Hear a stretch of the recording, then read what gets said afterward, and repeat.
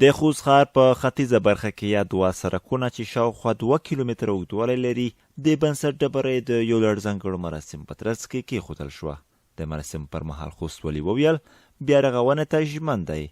الحمدلله موږ نن راغلي د دې سړک افتتاح کوو او د ډېرو هلو ځلو ستړیاو او خپل ولسونو ته در قناعت وروسته موږ په دې وتوانېدلو چې دا پروژه تطبیق کړو. د یادو سرکونو مالي لګښت د ښاروالۍ له انکشافي بودیجې ورکول کیږي. ښاروال وایي د بیا رغونې په برخه کې به ګڼ نور زیري ولري. مونږ تقریبا د شمال طرف ته جنوب طرف ته یعنې کوم سړک چې تېروو د خلکو ته مونږ ډاډ ورکوو د منځکو مالکینو ته چې انشاءالله تاسو سره به ظلم نه کېږي، خپل حق به ته رسېږي او نوي کال کې به انشاءالله دغه رقم ته د خوشحالۍ زرې نور هم زیات وي، خو په کم وخت کې په دوامداره روژه کې انشاءالله د سرکار ډبل سرک به هم افتتاح شي.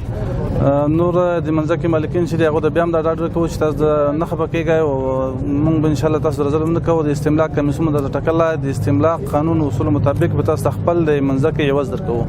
د یادو سرکونو د اساسي رغونې چارې داسې مهال پیلېږي چې خوست ښار دا مهال د زیاتې ګڼې ګوڼې کوربه دی. چارواکي وایي د مخنیوي په برخه کې ګړندۍ هلې ځلې پیل کړي دي.